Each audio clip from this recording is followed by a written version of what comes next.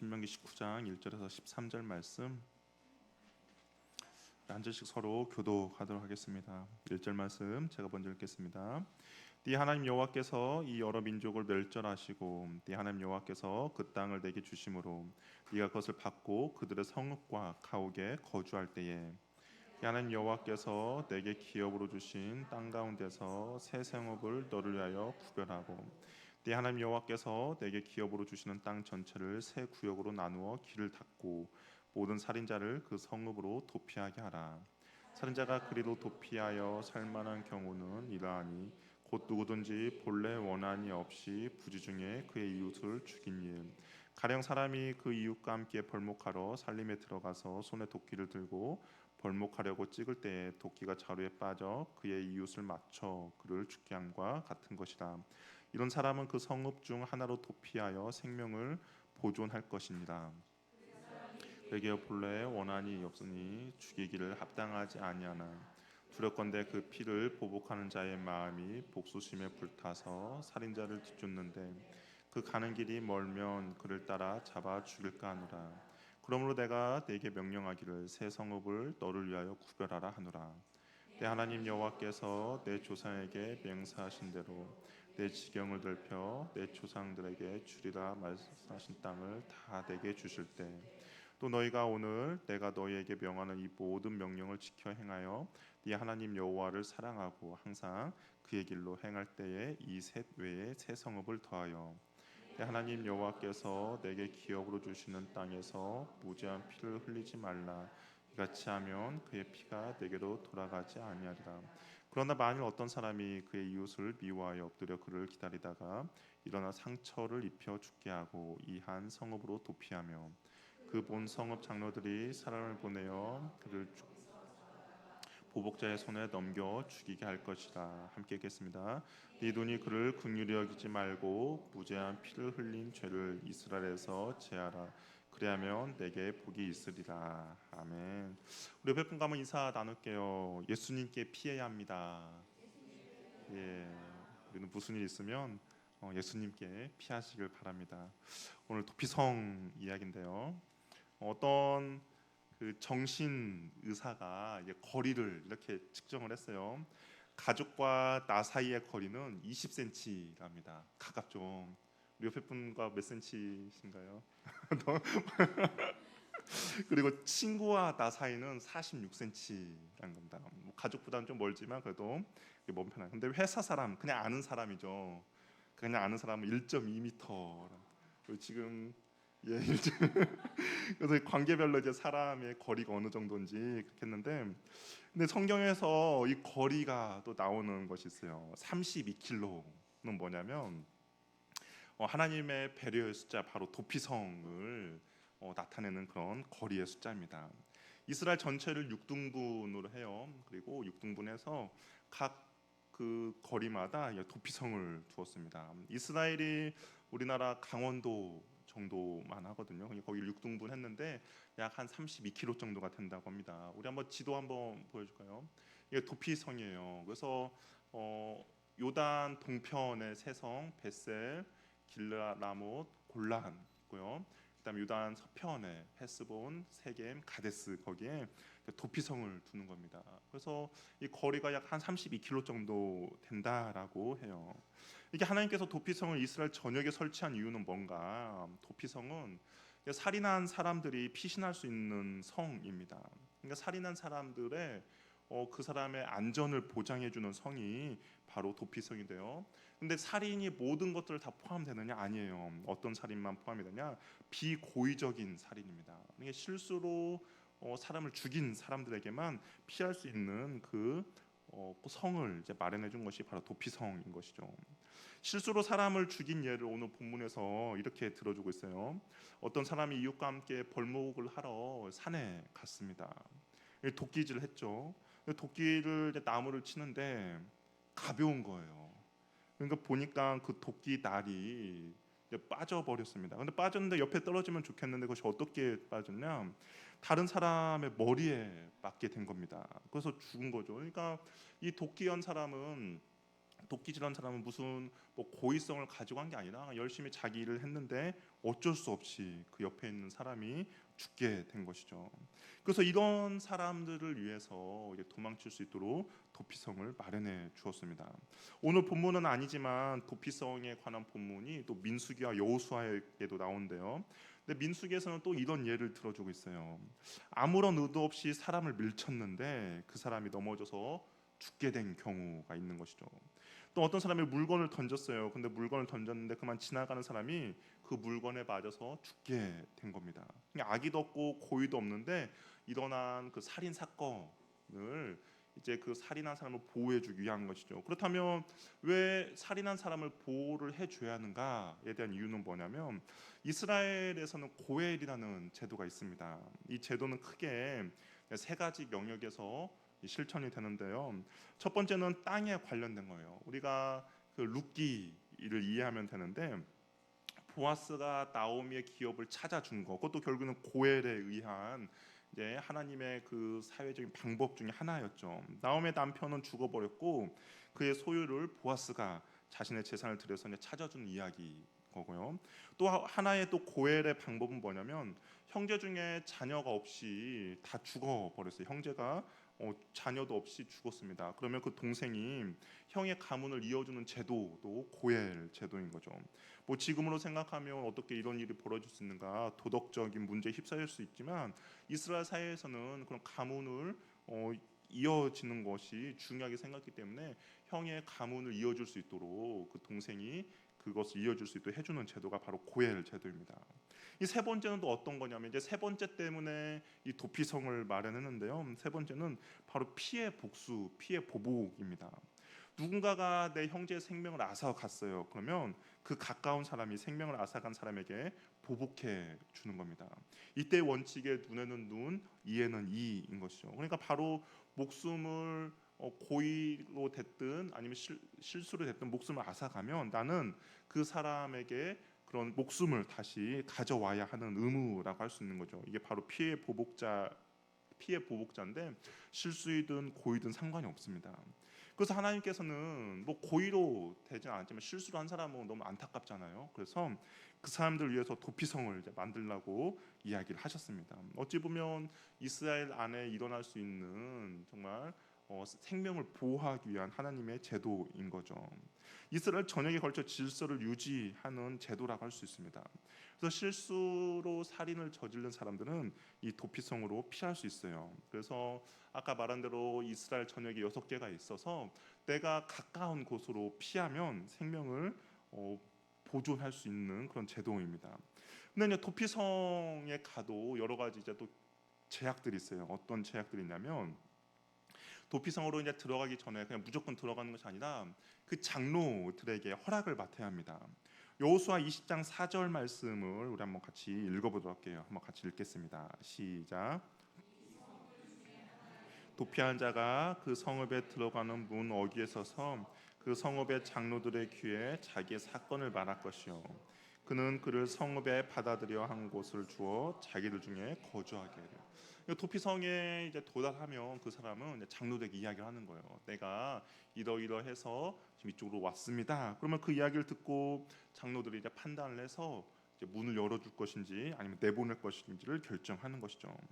장로들에게 자신의 사건 개요를 세세하게 이야기합니다. 그러면 만약 이 사람이 실수로 살인을 저질렀다 그러면 이제 그렇게 판단이 되면 성읍으로 들어와서 머물게 해주는 것이죠. 그러면 피해 보복자가 이렇게 따라왔을 거 아니에요. 그 사람을 죽이게 따라왔는데, 근데 만약에 그 성읍의 도피성 안에 들어오면 그 사람은 생명을 얻을 수가 있습니다. 피해 보복자가 더 이상 이 사람 해코지 할 수는 없는 것이죠. 무슨 영화 같아요, 그렇죠? 막 영화에서 누가 죽여 막 복수하러 가는데 하나님께서 그냥 이런 제도를 마련해 주신 겁니다. 도피성에 들어온 사람은 그 안에 머물러 있을 때만 안정을 보장받을 수 있어요. 만약에 도피성에 들어갔는데 이 사람이 다른 동네잖아요. 전혀 어색한 다른 동네에 있다 보니까 만약에 그냥 도피성 밖으로 나갔습니다. 그런데 도피성 밖에 나갔는데 피해 보복자를 밖에서 만났어요. 그러면 피해 보복자에게도 그 사람을 죽게 되더라도 이 피해 보복자에게는 아무런 죄가 없게 된 겁니다. 그러니까 그 안에 머물러 있을 때만 이 도피성에 피한 사람의 그런 안전을 보장받을 수가 있는 것이죠. 그러면 과연 살인한 사람은 언제까지 도피성에 계속 머물러 있어야 되는가? 뭐 죽을 때까지 계속 도피성에 머물러 있어야 하는가? 아니에요. 사면의 기회가 한번 주어집니다. 언제 주어지냐면 대제사장이 죽게 되면 도피성에 피신한 사람은 사면의 기회를 맞게 되는 거죠. 그러니까 실수로 내가 살인을 했는데 근데 그 내가 오늘 도피성에 들어갔는데 한 1년 있다가 대제사장이 죽었습니다. 그러면 나는 그 도피성에 있는 그 동안에 면제가 사면이 되는 겁니다. 그래서 그 대제사장이 죽으면 밖에 나와도 피해 보복을 당하지 않게 되는 것이죠. 이런 원리는 하나님의 말씀을 좀 근거로 할 수 있는데 피 흘림이 없이는 결코 죄 사함이 없다는 하나님의 말씀에 근거해서 대제사장의 죽음이 그 사람의 죄를 사면해 주는 겁니다. 도피성에 피한 자의 죄가 대제사장의 죽음으로 자유의 몸이 되는 것이죠. 근데 여기에서 우리는 도피성 제도를 보면 막 영화 같잖아요. 뭐 복수하고 복수열전도 아닌데 그런데 과연 하나님께서 왜 이런 도피성을 마련해 주셨는가? 왜 이런 제도를 정말 하나의 영화처럼 하나님께서 허락해 주셨는가를 우리는 그 의도를 한번 생각해 봐야 한다라는 것이죠. 성경은 구약과 신약으로 나뉘어져 있습니다. 구약은 오실 예수님에 대한 이야기고 신약은 오신 예수님에 대한 이야기죠. 그러면 구약은 그 오실 예수님에 대한 그 그림자 역할, 그러니까 오실 예수님 어떤 분이신지를 보여주는 것이 구약인데요. 예수님을 직접 보여주는 경우도 있지만 또 어떤 경우에는 그의 사역들로 통하여서 예수님은 앞으로 이런 분이다라는 것을 보여주는 것도 있습니다. 예를 들면 이스라엘 백성들이 광야에서 40년 동안 만나를 먹었잖아요. 당시 뭐 구약에 있는 사람 하나님께서 그냥 광야에서 만나를 주셨다라고 생각할 수도 있어요. 그런데 이것이 신약에 와서는 예수님께서 어떻게 그것을 해석해 주셨습니까? 광야에서 만나를 주신 이유는 결국에는 나를 생명의 양식인 나를 생명의 떡 대신 예수님을 보여주기 위함이다라고 예수님께서 말씀하셨어요. 우리 요한복음 6장 48절에서 51절 말씀 우리 같이 한번 읽어보도록 할게요. 같이 한번 읽겠습니다. 시작.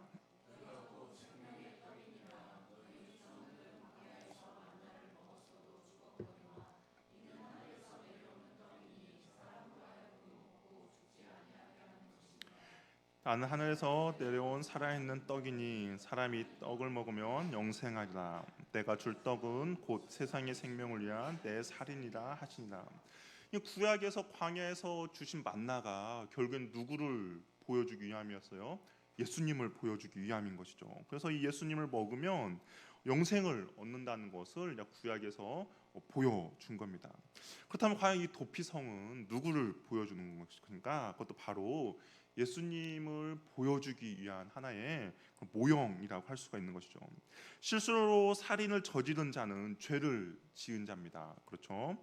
일방적으로 도망이 간다면 또 누군가가 나를 추적해 온다면 뭐 깊은 산속에 있다든지 아니면 이방 나라로 도망하는 것이 안전하다고 생각할 것입니다. 그러나 언제든지 피해의 보복자에게 내가 죽을 수밖에 없는 가능성이 있어요. 내가 아무리 꼭꼭 숨었다 하더라도 피해 보복자가 나를 끝까지 추적해 온다면 나는 죽을 수밖에 없는 그런 존재입니다. 그러나 오직 한 가지 피할 길이 있죠. 어떤 피할 길입니까? 도피성으로 피하게 되면 내가 그 안에 있다면 어떤 그 살인 죄를 졌더라도 나는 그 생명을 보존받을 수가 있는 것이죠. 두려움과 불안함으로부터 자유함을 얻게 됩니다. 이것은 오늘날 원치 않는 죄로 인하여 죽을 수밖에 없는 바로 우리들의 모습이라는 것이죠. 우리를 쫓는 그 죽음의 그림자로부터 벗어날 수 있는 것은 아무것도 없습니다. 그러나 이 우리가 죽을 수밖에 없는 그 죄인들이 피난처 대신 예수님께 피할 때 우리는 우리의 생명을 보존받을 수가 있다라는 것이죠. 그분 안에 머물러 있을 때 죽음은 우리를 어찌할 수가 없습니다. 우리는 예수님 안에 머물러 있을 때 평강을 누리는 것이죠. 도피성으로 벗어나면 안전하지 못하죠. 우리가 예수님을 벗어나면 우리도 안전하지 못하는 것이죠. 도피성에 들어가기 위해서 이 사람들이 어떻겠습니까? 장로들에게 자신이 어떤 잘못을 했는지 낱낱이 고해야 된다고 했어요. 근데 이것은 과연 무엇일까? 이것은 회개를 통해서 우리들에게 들어갈 수 있는 길을 열어 주시는 것이죠. 도피성에 도망한 사람은 그냥 도피성에 들어가는 것이 아니에요. 도피성 입구에서 장로들에게 자신의 실수를 고백합니다. 자신이 저지른 일이 무엇인지를 고백해야만 들어갈 수 있는 곳이죠. 그리고 그 고백을 듣고 장로는 도피성 안으로 들여보내 줍니다. 우리는 모두 주님 앞에서 다 죄인이죠. 그리고 우리는 그 주님 앞에 우리의 죄를 고백해야 한다는 것이죠. 회개하라 천국이 가까이 왔느니라라고 예수님께서 고백하고 선포하셨을 때 무엇입니까? 회개하라라고 이야기를 하는 것이죠. 그리고 제자들도 사도행전을 보며 사람들에게 복음을 전파하면서 무엇이라 말합니까? 회개하여 죄 사함을 받으라라고 외쳤습니다. 그리고 사도 요한도 우리가 우리의 죄를 자백하면 그는 믿보시고 우로사 우리 죄를 사하여 주신다라고 말하고 있는 것이죠. 우리가 우리의 죄를 자백할 때 우리의 죄를 사함 받을 수 있는 것이죠. 구원을 얻게 된다라는 겁니다. 또한 도피성에 있는 사람들이 대제사장이 죽을 때 사면을 받잖아요. 모든 죄가 사해집니다. 그런데 성경에서 이 대제사장이 누구인가를 히브리서가 말하고 있거든요. 우리 히브리서 4장 14절 말씀을 한번 같이 읽어보도록 하겠습니다. 한번 읽어볼게요. 시작.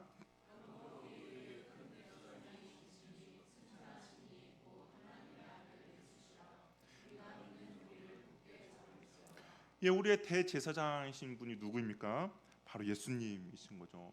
대제사장이 그 해에 죽은 사람이 도피성에서 사면을 받는 것처럼 우리의 대제사장이신 예수님이 도피성에 피해 있는 우리들에게 예수님의 십자가의 죽으심으로 우리는 죄 사함을 얻게 된다라는 겁니다.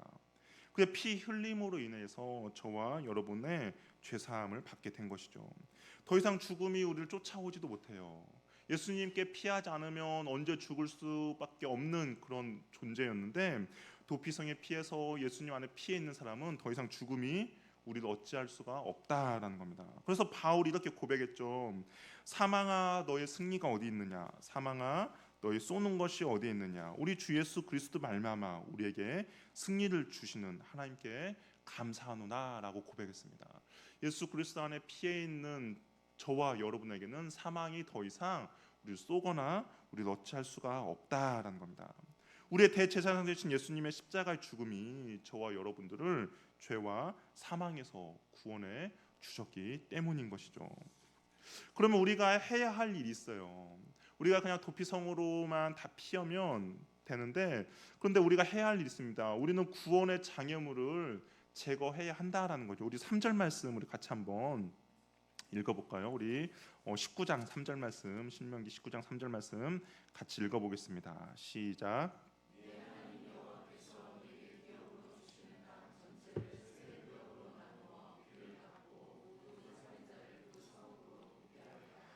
여기 보면 이제 여호와께서 기업을 준 땅을 세 구역 나눠 길을 닫고 그래서 모든 사람들이 그 성으로 피할 수 있도록 길을 다 닦아 놓으라고 이야기해요. 부지 중에 살인한 자가 이제 피해 보복자를 피해 보다 쉽게 도피성에 이르도록 길을 닦아 놓으라는 것입니다. 유대 그 전승에 따르면 이제 종교적으로 1월 15일 날에 6월절이 다가올 때쯤에 도피성에 이르는 도로를 관리하고 보수했다라고 합니다. 왜냐하면 아무래도 그 도피성에 가는 길이 뭐 사람들이 막 자주 다니는 길일 수도 있지만 또 그렇지 않는 길일 수도 있잖아요. 그러면 거기에 만약 길이 보수가 되어 있지 않으면 도망가려고 해도 이 사람이 도망갈 수가 없고 자기를 쫓아오는 사람에게 죽을 수밖에 없는 그런 일이 벌어지게 됩니다. 그러니까 도피성의 그 근처에 있는 성읍에 사는 사람들은 해야 될 일이 무엇이냐면 사람이 걸려 넘어지지 않도록 돌이라든지 뭐 나무라든지 그런 것들 치워가지고 그 길이 온전히 도피성까지 날 수 있도록 해야 한다라는 겁니다. 또 뭐 개울을 잇는 다리가 부실하다고 여겨졌을 때는 보수하거나 새롭게 만들어서 만에 하나 불상사가 일어나지 않도록 그 도피성 주변에 있는 사람들은 그 길을 잘 관리를 해야 한다라는 것이죠. 어찌 보면 이것을 또 이렇게 생각할 수도 있을 것 같아요. 도피성 대신 예수님이잖아요. 많은 사람들이 죽음을 피해서 예수님께로 돌아오는데 예수님께 피해야 되는데 걸림돌이 없어야 한다라는 것이죠. 과연 그러면 예수님을 믿지 않는 사람이 예수님께 피함에 있어서 걸림돌이 가장 큰 장애물이 과연 뭐가 있을까요? 여러분 주변에 교회를 안 다니는 사람들이 교회를 다니라고 그냥 권면을 했어요. 예수님께 피하고 예수님께 잘 머물러 있어라라고 했을 때 가장 큰 그분들이 교회에 나오는 걸 꺼려하는 것이 무엇입니까? 무엇이에요? 뭐 교회 건물이 안 좋아서 안 간다 아니잖아요. 가장 큰 장애물은 바로 예수 믿는 사람들, 저와 여러분이라는 것이죠. 대부분 사람들이 이렇게 이야기해요. 나는 예수는 좋아하지만 예수 믿는 사람은 안 좋아한다라고 이야기합니다. 난 예수의 가르침은 훌륭하지만 교회 다니는 사람 때문에 내가 교회를 가지 않아라고 이야기하는 것이죠. 극히 유효한 것 같습니다. 이 간디가 한 말인데 이 말이 지금도 유효하는 것이죠. 우리 행동으로 인하여서 혹시 예수님께 가는 사람들의 그런 장애물이 될 수도 있다라는 겁니다. 우리가 지금 기독교가 얼마나 많은 사람들에게 손가락질과 욕을 듣고 있습니까? 서로 사랑하라 했지만 서로 미워하죠. 서로 섬기라고 했지만 서로 높은 자리에 앉으려고 합니다. 증오하는 모습 가운데 그리스도의 그런 모습들이 나타나는 것이죠.